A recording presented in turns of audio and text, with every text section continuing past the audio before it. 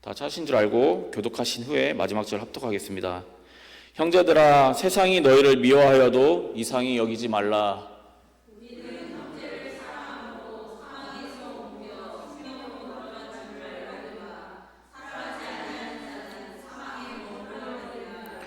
그 형제를 미워하는 자마다 살인하는 자니 살인하는 자마다 영생이 그 속에 거하지 아니하는 것을 너희가 아는 바라.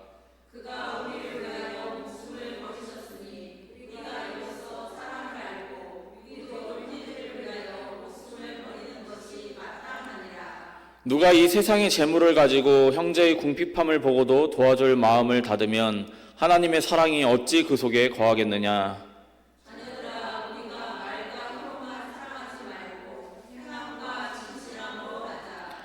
이로써 우리가 진리에 속한 줄을 알고 또 우리 마음을 주 앞에서 굳세게 하리니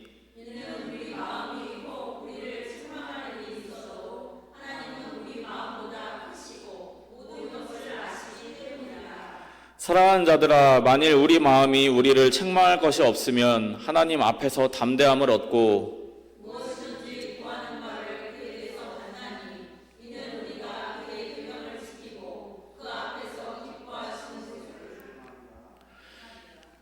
그의 계명은 이것이니 곧 그 아들 예수 그리스도의 이름을 믿고 그가 우리에게 주신 계명대로 서로 사랑할 것이니라. 함께 읽겠습니다. 그의 계명을 지키는 자는 주 안에 거하고 주는 그의 안에 거하시나니 우리에게 주신 성령으로 말미암아 그가 우리 안에 거하시는 줄을 우리가 아느니라. 아멘. 기도하겠습니다. 사랑이 많으신 하나님 아버지, 주님, 우리가 말씀 나누는 시간 가운데 성령 하나님께서 함께하여 주셔서 우리 이 자리에 있는 모두 한 사람 한 사람 그리고 또 온라인으로 드리는 모두에게 그 마음에 성령을 부어주셔서 주님 주시는 뜨거운 마음으로 우리가 함께 주님의 은혜를 나누는 귀한 시간 되게 하여 주시옵소서. 감사드리오며 살아계신 우리 주 예수 그리스도의 이름으로 기도드리옵나이다. 아멘. 오늘 말씀 요한일서 3장 13절부터 24절 말씀 가지고 무엇이든지 구하라라는 제목으로 우리가 말씀을 나누어 보고자 합니다. 우리가 먼저 요한의 편지에 대해서 쭉 한 달에 한 번씩 보고 있어서 계속 까먹습니다. 그래서 요한 이 일서의 상황을 잠시 좀 살펴보겠습니다. 요한 일서는 특정한 교회가 어딘지에 대해서는 명확하게 나와 있지는 않습니다. 하지만 요한이 그 편지를 보내는 것으로 봐서는 요한이 섬기던 교회로 보입니다. 근데 요한이 그 편지를 보내는 목적은 그 요한의 편지를 받는 그 그리스도인 공동체들이 그 가운데 이제 영지주의라고 하는 거짓 교사들, 이단들이 들어와서 그 성도들을 미혹했고 또 그 이단이 말하는 것이 예수 그리스도는 살아있는 하나님이 아니다라고 부정하면서 그리스도의 십자가 사역을 부정한 그런 가르침을 하는 자들이었습니다. 그래서 그들 때문에 일부 성도들이 이 잘못된 가르침을 따라서 교회를 이탈하게 됐고 또 그것으로 인해서 성도들이 마음의 어려움을 겪고 있는 상황에 대해서 요한이 편지를 하고 있는 것입니다. 우리가 이 배경을 알고 오늘 말씀 함께 나누시기를 원합니다. 사실 성경은 늘 사랑을 이야기합니다. 근데 요한 하면은 이제 학자들이 이야기를 합니다. 요한 하면은 대표적인 게 이제 사랑이다라고 이야기를 합니다. 그래서 사실 성경은 늘 사랑을 이야기하고 있음에도 불구하고 요한은 그 사랑 중에 또 예수님의 사랑을 특별히 또 강조를 합니다. 하나님 사랑, 이웃 사랑, 예수님께서 가르치신 이 사랑을 요한이 특별히 강조를 하고 있습니다. 요한은 기본적으로 예수님의 이 가르침을 자기의 이 모든 신앙의 중심으로 세운 것으로 보입니다. 그리고 그 사랑을 실천하라고 또한 동일하게 가르칩니다. 요한일서 1장에서 2장 말씀을 통해서는 요한이 계속해서 강조하는 것이 있는데 그것이 뭐냐면 너희가 행함이 없이는 그 믿음은 죽은 믿음이다 라고 이야기를 합니다. 그러나 그 행함이라는 게 사랑으로 서로를 섬기라는 말이지 행함이 없이는 구원이 없다라는 말이 아닙니다. 그런데 우리는 이 요한의 말씀을 단순히 그냥 요한이 학생들을 가르치듯이 모르는 사람을 가르치듯이 하는 말씀으로 들어서는 안 됩니다. 우리가 이 말씀을 듣다 보면은 요한이 호소하는 그 요한의 감정이 있습니다. 우리가 왜 다윗의 시들을 보면은 그 각각 시들마다 주는 느낌이 있습니다. 어떤 시는 다윗이 처절함 가운데 하나님 앞에 막 부르짖는 그런 시들이 있습니다. 하나님 왜 저를 건지지 않으십니까? 라고 하는 그런 처절한 시가 있기도 하고, 또 어쩔 때는 정말 힘들고 어려움 속에서도 내가 그래도 하나님을 찬양하나이다 라고 하는 그런 어떤 다윗의 기쁨의 시들도 있습니다. 그 시들을 우리가 이렇게 읽어보면은 다윗의 그 감정을 느낄 수 있습니다. 다윗의 그 마음의 처절함이나 아니면 다윗의 애절함을 우리가 그 말씀, 그 시를 통해서 느낄 수가 있습니다. 우리가 성경을 말씀, 그 문자로 읽다 보니까 아무래도 그 어려운 말투 때문에 성경의 말씀이 우리한테 쉽게 잘 와닿지 않을 때가 많습니다.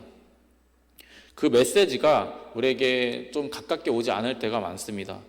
그래서 우리가 공동체 성경 읽기 이렇게 읽어준 성경을 이렇게 듣다 보면은 이게 이런 내용이었나 싶을 정도로 그 읽어주시는 성우분들의 목소리와 톤 때문에 우리가 원래 알았던 그 성경 말씀과는 전혀 다르게 와닿는 말씀들이 많이 있습니다. 그 말은 성경에 담겨있는 분명한 감정들이 있고 또 성경이 살아 움직여서 우리에게 주신 메시지가 있음에도 불구하고 우리가 그 성경을 온전히 받아들이지 못한다는 의미이기도 합니다. 우리가 성경을 좀 더 진중하게 대하고 이 성경이 진짜 어떤 의미로 쓰여졌을까, 이 쓴 사람이 어떤 마음으로 썼을까를 조금 생각해 보면 이 성경을 통해서 우리가 받을 수 있는 은혜와 감사가 더 클 줄 믿습니다. 하나님의 말씀과 하나님의 마음을 우리가 알고 싶다면 우리가 말씀을 읽을 때 기도하고 준비하고 말씀을 읽으셨으면 좋겠습니다. 오늘 말씀 요한 1서 3장의 말씀도 그냥 아무런 감정 없이 읽는 것이 아니라 분명히 요한이 감정을 담아 쓴 말씀입니다. 우리가 그것을 상상하면서 함께 읽었으면 좋을 것 같습니다. 먼저 요한의 편지는 아까 설명드린 것처럼 그 요한의 편지를 받는 성도들에게는 큰 아픔들이 있었습니다. 이단이라는 또 거짓 교사라는 그 사람들로 인해서 일부 성도들이 교회를 이탈하는, 그리고 그들로 인해서 마음의 상처를 입는 그런 아픔이 있는 상태였습니다.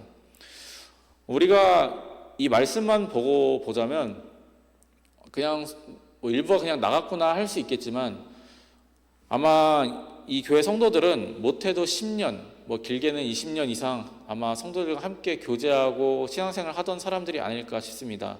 그랬기 때문에 성도들이 그 일부 성도들이 나갔을 때 그 마음에 상처가 있고 또 싸움이 있지 않았을까라는 상상을 좀 해봅니다. 대부분의 성도들은 이 게임을 이겨냈습니다. 하지만 그 게임을 이겨낸다는 것이 그저 승리만 있지는 않았습니다. 일부가 떠남을 인해서 그 성도들은, 남은 성도들은 함께 있던 자들이 이단에 빠져서 나갔다는 그 상처가 있었고 또 그들이 우리를 배신했다라는 그런 마음의 상처 또한 있었을 것입니다. 그리고 이단에 빠져서 나간 것이기 때문에 아마 그냥 나가지 않았을 것입니다. 서로 비난하고 비판하고 싸우고 그렇게 아마 나가지 않을까 생각이 듭니다.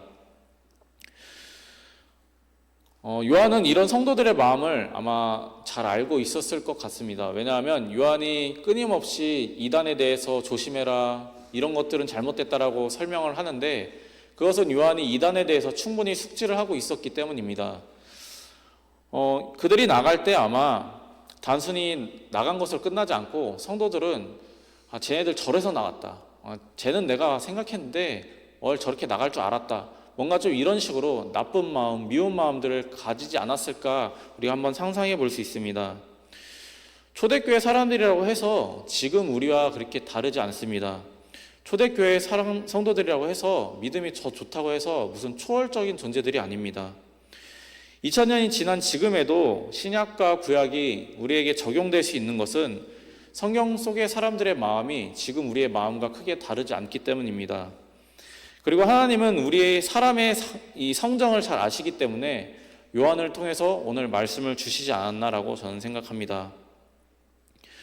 요한은 성도들이 공동체를 나간 그 거짓 교사들과 또 이단에 빠진 성도들에 대해서 그들로 인해서 악한 길로 또 악한 죄를 범하지 않기를 바랍니다. 그들을 통해 상처를 입기는 했을 테지만 그들을 향해서 손가락질 하지 말라고, 욕하지 말라고, 마음에 미움을 품지 말라고 끊임없이 강조하고 있습니다. 그들을 욕하고 미워하는 것은 나간 자들이 남아있는 성도들을 배신하고 공동체를 떠난 것과는 전혀 별개의 문제입니다. 우리가 흔히 구타 유발자라는 말이 있죠. 분명히 미움을 유발하는 사람이 있습니다. 하지만 미움을 유발했다고 해서 그 사람을 미워하는 것은 그건 온전히 나의 책임입니다. 그 사람이 나에게 폭력을 유발했다고 해서 그 사람을 때리는 것은 온전히 나의 책임입니다. 나간 저들을 미워하고 욕하는 것은 결국은 남아있는 사람들의 책임입니다. 요한은 성도들이 그 마음가짐 가운데 미움을 또 죄를 품지 않기를 바랬습니다. 사망 가운데 머물러 있지 않고 생명 가운데 머물러 있기를 바랬기 때문에 요한은 계속해서 강조하고 있습니다. 요한은 성도가 그리스도의 사랑 안에 있는 자로서 미워하기보다는 우리가 아는 사랑을 실천하기를 바랍니다. 14절부터 16절 말씀 우리가 한번 감정을 생각해 보면서 한번 읽어봤으면 좋겠습니다. 14절부터 16절 말씀입니다. 함께 읽겠습니다. 시작. 우리는 형제를 사랑함으로 사망에서 옮겨 생명으로 들어간 줄을 알거니와 사랑하지 아니하는 자는 사망에 머물러 있느니라. 그 형제를 미워하는 자마다 살인하는 자니 살인하는 자마다 영생이 그 속에 거하지 아니하는 것을 너희가 아는 바라. 그가 우리를 위하여 목숨을 버리셨으니 우리가 이로써 사랑을 알고 우리도 형제들을 위하여 목숨을 버리는 것이 마땅하니라. 아멘. 말씀을 보면 요한의 호소가 느껴집니다. 너희가 나쁜 길로 빠지지 말아라. 너희가 예수님의 사랑을 알지 않느냐. 너희가 그 사랑을 지켜라. 저들을 미워하고 저들을 욕하지 말고 너희가 오히려 너희 안에 집중하고 또 저 떠난 자들을 위해서 기도하고 사랑해줘라라고 요한은 호소하고 있는 것입니다. 요한의 편지를 이 요한일서의 말씀을 읽다 보면은 요한의 이 마음을 우리가 좀 뜨겁게 알 수 있습니다. 하지만 그러려면 우리가 요한의 마음을 알고자 해야 되고 또 그때의 상황을 알고자 해야 되고 하나님의 마음이 어떤지를 우리가 알고자 해야 합니다. 성도들이 상처 속에서 미워하는 마음을 버리기를 바라고 또 그 미워하는 마음을 떨쳐버리고 우리들이 받았던 그 예수 그리스도의 사랑을 기억하기를 바라는 이 요한의 마음이 이 말씀을 통해서 느껴집니다. 성도들이 미움을 버리고 오히려 서로를 위하여 사랑하고 또 사랑을 실천하기 위해서 목숨까지도 버리는 그것이 사랑이다라고 말씀을 통해서 이야기하고 있습니다. 그것에 집중하기를 요한은 바라고 있습니다. 우리의 마음이나 우리의 믿음이 진짜로 어디를 향해야 하는지를 요한이 다시 한번 바로잡기를 바라고 있습니다. 형제의 궁핍함을 보고도 도와줄 마음을 닫으면 하나님의 사랑이 그 사람에게 거할 수 없다라고 요한은 말씀하고 있습니다. 이것을 행하는 믿음을 우리가 어떻게 이야기할 수 있을까요? 17절, 18절 말씀 한번 같이 읽어보겠습니다. 시작. 누가 이 세상의 재물을 가지고 형제의 궁핍함을 보고도 도와줄 마음을 닫으면 하나님의 사랑이 어찌 그 속에 거하겠느냐. 자녀들아, 우리가 말과 혀로만 사랑하지 말고 행함과 진실함으로 하자. 아멘. 우리가 꼭 있어서 도와야 하는 것도 아니고 또 내가 여유가 있을 때야만 도울 수 있는 것은 아닙니다. 우리가 진실함으로 또 행함으로 사랑을 실천할 때 그때야말로 진리가 내 안에 속했다고, 내가 진리에 속했다고, 내가 그리스도인이라고 확신할 수 있다고 요한은 분명하게 말씀하고 있습니다. 물론 그럼에도 우리가 내가 하나님을 위해서 한다고 하는데, 내가 예수님의 사랑을 실천하겠다고 하는데 이게 내가 잘하고 있는 것이 맞나라는 생각이 들 때도 있고, 나는 하나님을 위해서 한다고 했는데 누군가가 어려움을 겪기도 하고, 나의 행동 때문에, 내가 선의로 한 일 때문에 누군가가 불편해할 수도 있는 일이 분명히 있습니다. 그러면 우리가 그때 고민합니다. 내가 하나님을 위해서 한다고 했는데 왜 이렇게 되지? 하나님 왜 이렇게 하시지? 내가 잘하고 있는 게 맞나라는 생각이 분명히 들 때가 있습니다. 내가 열심히 한다고 함에도 내 마음에 양심의 가책이 있을 수도 있고, 내가 열심히 한다고 함에도 분명히 실수가 생길 수도 있습니다. 그럼에도 요한은 성도들에게 호소하는 것은 이것입니다. 실천하라고요. 내가 나보다 어려운 자를 도우라고, 나보다 힘들어하는 사람을 도우라고, 지금 힘들어하는 그 마음들을 위로해 주라고, 더 사랑하라고, 실천하라고 말씀하고 있습니다. 우리가 주님 안에 거하면서 사랑을 실천하고자 해도 누군가의 미움을 살 수도 있고 실수를 할 수도 있습니다. 그런데 우리가 이것이 걱정되고 두려워서 해봐도 안 될 것 같아서 실천하지 않는 그것은 믿음이 아니고 그것은 사랑이 아닙니다. 요한은 하나님의 말씀을 이렇게 이야기합니다. 우리 20절, 21절 함께 읽겠습니다. 20절, 21절입니다. 시작. 이는 우리 마음이 혹 우리를 책망할 일이 있어도 하나님은 우리 마음보다 크시고 모든 것을 아시기 때문이라. 사랑하는 자들아, 만일 우리 마음이 우리를 책망할 것이 없으면 하나님 앞에서 담대함을 얻고. 아멘. 우리가 때로는 이런 생각도 합니다. 내가 그런 일을 할 자격이 있나? 내가 이렇게 도와주면 저 사람이 기분 나빠하지 않을까? 우리가 이러한 생각들을 가지고 늘 내가 해야 될 실천들, 내가 해야 될 사랑들을 하지를 못하고 하지 않을 때가 많습니다. 그러나 여러분, 하나님은 중심을 보시는 분이십니다. 하나님은 우리보다 크시고 우리의 마음보다 크신 분이십니다. 내가 어떠한 마음으로 내가 정말로 말씀대로 사랑을 실천하고자 하는 그 과정에서 얻는 어려움이나 실수나 가책들은 전혀 문제가 되지 않는다라고 분명히 말씀하고 있습니다. 그리고 만일 나 스스로 책망할 일이 없다면 하나님 앞에서 오히려 담대함을 얻어서 우리 하나님 일을 더 힘있게 할 수 있다라고 분명히 말씀하고 있습니다. 여기서 말하는 담대함은 내가 자신만만한 것을 이야기하는 것이 아닙니다. 주님의 일을 하는 데 있어서 내 마음 가운데 있는 불편함이나 양심의 가책 때문에 하나님의 일을 하는데 어떤 장애가 되지 않는다라는 것을 의미합니다. 22절 말씀은 이런 사람이 하나님께 구하는 것은 하나님께서 무엇을 구하든 그 구하는 바를 이루어 주신다, 들어주신다라고 말씀하고 있습니다. 왜냐하면 그런 사람은 사랑과 믿음을 행함으로 진실함 속에서 누군가를 위해서 구하고 주님의 계명을 위해서 일하는 자이기 때문입니다. 그렇다면 주님의 계명은 무엇인가에 대해서 우리가 다시 한번 짚고 넘어가야 합니다. 23절, 24절 말씀을 통해서 우리가 주님의 계명이 무엇인지 다시 한번 확증하고 넘어가겠습니다. 23절, 24절 함께 읽겠습니다. 제가 오타낸 것 같은데 함께 읽겠습니다. 시작. 그의 계명은 이것이니 곧 아들 예수 그리스도의 이름을 믿고 그가 우리에게 주신 계명대로 서로 사랑할 것이니라. 그의 계명을 지키는 자는 주 안에 거하고 주는 그의 안에 거하시나니 우리에게 주신 성령으로 말미암아 그가 우리 안에 거하시는 줄을 우리가 아느니라. 아멘. 요한은 성도들이 죄와 미움이 아니라 예수 그리스도의 사랑과 생명 가운데 거하기를 바라고 있습니다. 성도는 예수 그리스도의 사랑을 아는 사람들입니다. 우리 중에 예수님의 사랑을 모르면 사실 우리가 이 자리에 와서 이 말씀 듣는 것은 사실 고역일 것입니다. 하지만 우리가 말씀 듣는 것이 기쁨이 있고 또 오늘은 무슨 말씀을 주실까 기대할 수 있는 것은 우리 안에 그리스도의 사랑이 있고 성령이 나와 함께 계시기 때문입니다. 우리가 이러한 사랑을 아는데 그런 우리가 이 사랑을 말만으로 행한다면 그것은 하나님께서 기뻐하시는 것이 아닙니다. 우리가 사랑을 말이 아니라 행실과 진실로 행할 때 우리의 마음이 죄로부터 멀어지고 악으로부터 멀어지게 됩니다. 그리고 사랑을 행함으로 또 진실로 하고자 하는 사람들은 그런 사람들이 과연 무엇을 구할까요? 예수님의 계명을 지키는 사람은 서로 사랑하라라는 그 계명을 실천하는 사람들입니다.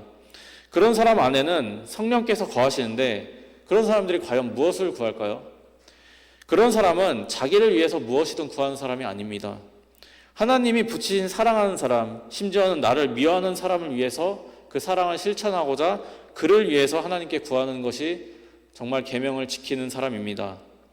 여러분, 하나님 앞에서 무엇이든지 구하시기를 바랍니다.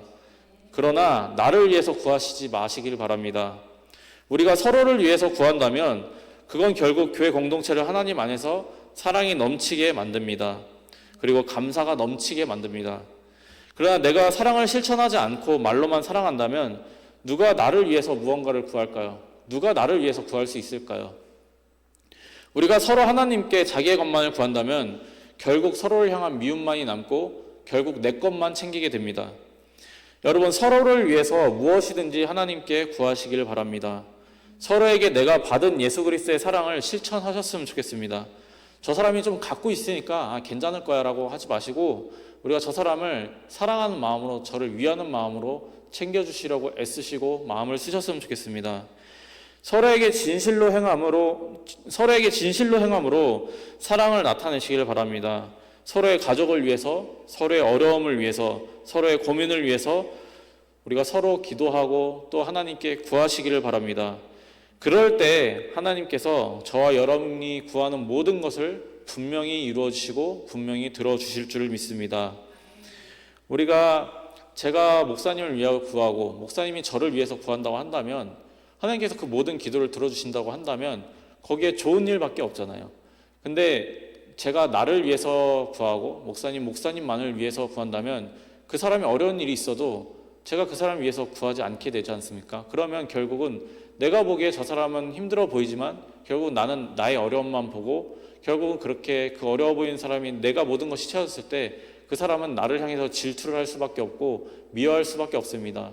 하지만 우리가 서로를 위해서 기도하고 서로를 위해서 하나님께 구한다면, 하나님께서 우리가 서로를 위해서 구할 때 하나님께서 들어주신다라고 분명히 말씀하시지 않나요? 그러면 우리가 서로를 위해서 기도를 한다면 우리 기도들은 응답밖에 없잖아요.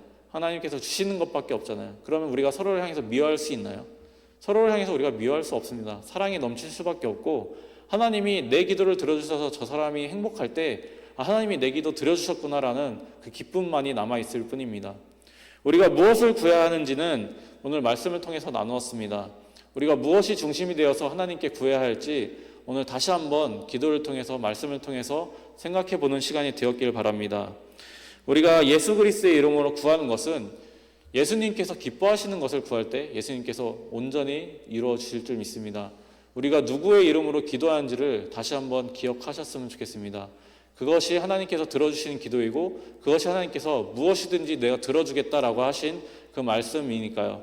우리가 하나님의 이 선하심과 하나님의 능력을 의지하면서 오늘도 나를 위해서 기도하는 것이 아니라 우리 주변 사람들, 우리 교회 공동체를 위해서 기도하시는 저와 여러분 되시기를 우리 주 예수 그리스도의 이름으로 축복합니다. 우리 말씀 생각하면서